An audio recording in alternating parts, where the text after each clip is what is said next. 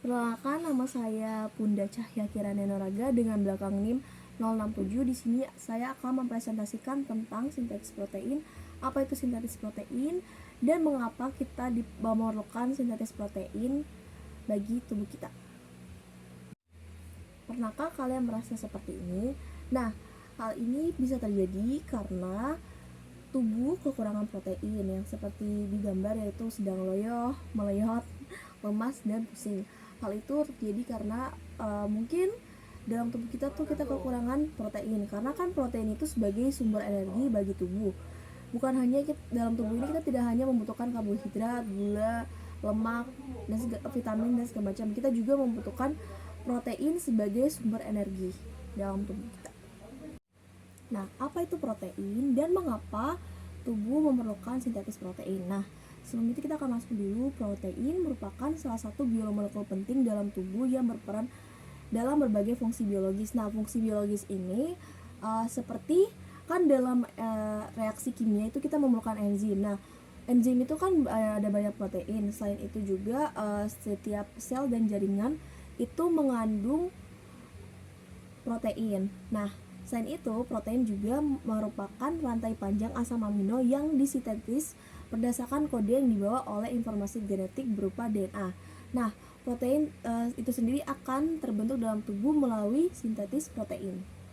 Nah, sintetis protein itu adalah proses pembentukan protein berdasarkan yang melibatkan DNA dan RNA, yaitu ada dua macam, yaitu ada transkripsi dan translasi. Nah, di sintetis protein ini kan melibatkan DNA dan RNA. Apa sih tuh DNA dan RNA? Nah, DNA sendiri tuh kepanjangannya dari deoksiribonukleik asid, dan RNA sendiri tuh kepanjangannya dari ribonukleik asid. Nah, di sintetis protein kan ada dua proses. Nah, proses yang paling pertama itu adalah transkripsi. Nah, apa itu DNA? DNA merupakan sekumpulan materi genetik yang satuan molekulnya disebut nukleotida. Nah, di nukleotida itu ada gula deoksiribosa, ada gus fosfat, dan ada basa nitrogen. Nah, di basa nitrogen ini terbagi menjadi dua, yaitu ada basa purin dan basa pirimidin. Nah, di basa purin itu ada adenin dan guanin. Dan untuk di basa pirimidin itu ada timin dan sitosin. Nah, yang empat tadi, yang adenin, guanin, timin, dan sitosin ini ada disebut namanya kodon, yaitu kode genetik. Nah, kodon itu adalah materi penyusun asam amino. Nah, kita pertama masuk ke dalam proses yang pertama, yaitu ada transkripsi. Transkripsi adalah proses penyalinan sebagian DNA menjadi RNA atau mensintetis mRNA dari DNA. mRNA sendiri adalah kodon atau kode genetik untuk sintetis protein dari ribosom. Transkripsi terjadi di nukleus, yang dimana itu ada di inti sel, ada di sini yang bentuk bulat. Nah, pertama kita akan masuk ke dalam proses yang pertama. Jadi baik di transkripsi maupun translasi ada tiga proses, yaitu ada inisiasi, elongasi, dan terminasi. Nah, pertama kita akan masuk ke proses inisiasi, yaitu di mana RNA polimerase akan mengikat di promoter gen. Nah, di promoter gen itu adalah bagian ujung sini, yang di ujung sini. Nah, kalau yang di bagian sini, yang ini kan awalan tuh namanya promotor, kalau akhir itu adalah terminator. Nah, RNA polimerase akan mengikat di promoter gen sehingga DNA terpisah menjadi dua untayan. Nah, memungkinkan RNA polimerase itu mengakses kode informasi genetik yang ada di bawah, yaitu kodon. Yang ATG, TAC, itulah namanya kodon. Kemudian ada proses elongasi, yaitu di mana RNA polimerase bergerak sepanjang untai DNA menambahkan nukleotida RNA yang sesuai dengan urutan DNA. Jadi di transkripsi itu ada kayak terjemahan. Jadi misalnya begini, di DNA adenin akan diubah menjadi mRNA-nya urasil. Timinnya DNA akan berubah menjadi mRNA-nya adenin. Dan guaninnya DNA akan berubah menjadi sitosinnya mRNA. Dan di sitosin DNA akan berubah menjadi guaninnya di mRNA. Nah, di sini RNA polimerase akan bergerak sepanjang untai DNA. Jadi dia akan bergerak menerjemahkan yang ada ini. Misalnya di sini kan TAC. Nah, TAC itu berarti AUG. Dia akan menerjemahkan. Nah, proses ini akan menghasilkan rantai mRNA dari arah 5 ke 3. Kemudian kita akan masuk ke proses terminasi, yaitu di mana kan tadi awalnya elongasi itu kan dia masih ada menyisakan di bagian sini tuh. Nah, itu proses yang terakhir itu pokoknya di bagian 3 ini yang ada 3 kodon yang belum ditranslate itu nanti akan masuk ke proses terminasi. Nah, transkripsi berakhir ketika RNA polimerase mencapai sinyal terminasi pada DNA. Jadi dia akan terus menerjemahkan kodon-kodonnya itu sampai akhir. Nah, mRNA yang baru terbentuk dilepaskan dari DNA dan siap untuk diproses lebih lanjut sebelum diterjemahkan jadi protein. Jadi yang kode-kode itu adalah kodon atau kode genetik. Nah, itu yang disebut sebagai mRNA. Nah, di transkripsi ini kan tadi ada tuh kode-kode seperti AUG, UUU, GUC. Nah, itu bisa dilihat dari tabel kode genetik, yaitu dimana AUG tadi itu adalah metionin.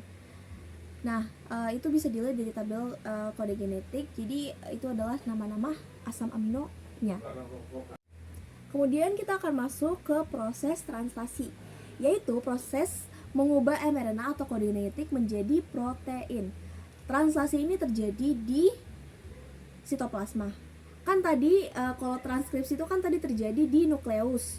Nah, itu dia akan berpindah ke sitoplasma yang ada ribosomnya. Jadi bukan terjadi di ribosom tapi di sitoplasma yang ada ribosomnya.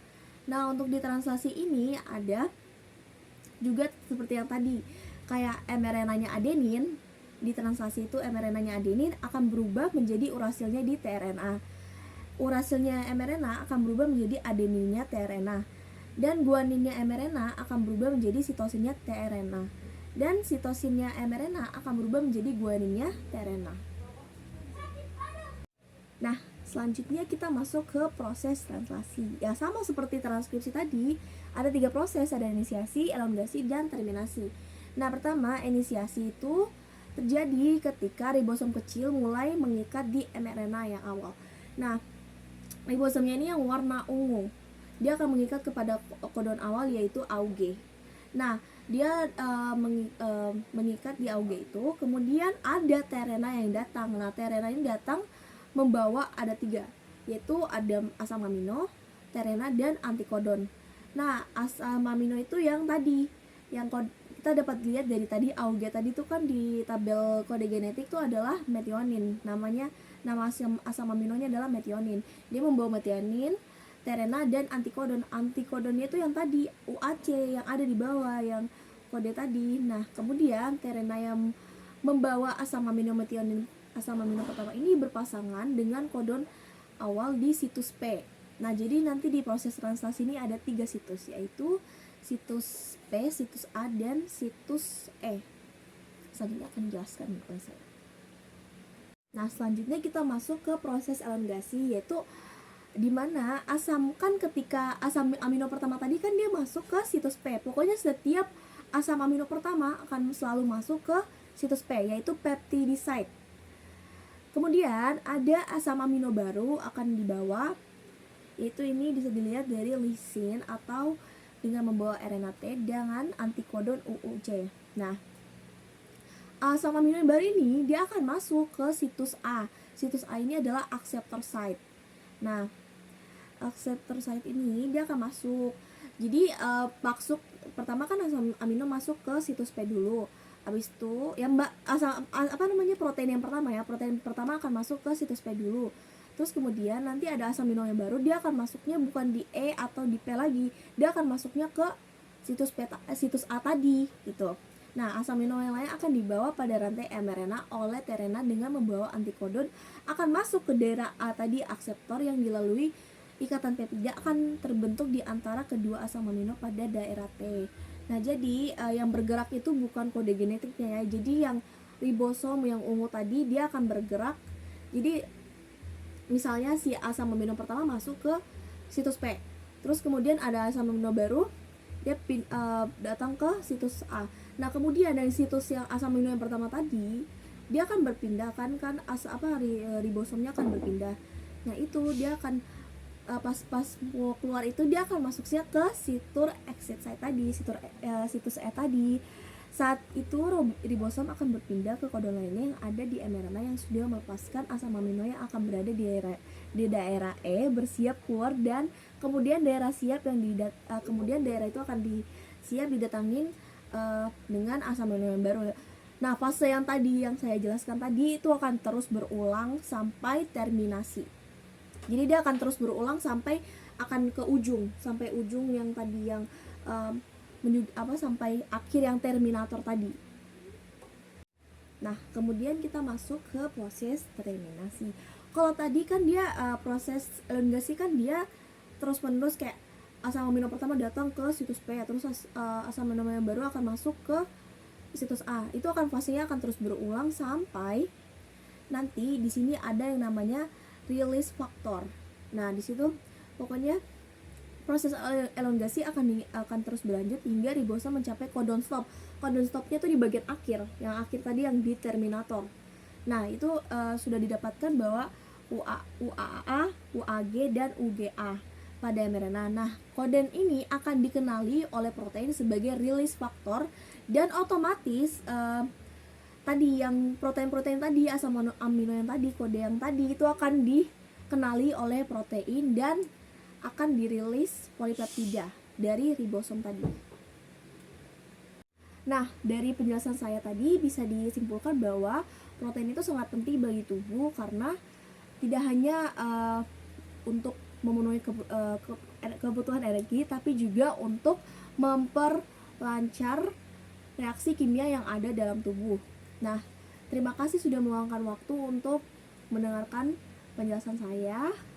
Mohon maaf jika ada salah penyampaian, salah kata, atau ngomong yang suka berbelit-belit. Saya minta maaf di atas materai. Terima kasih dan sampai jumpa.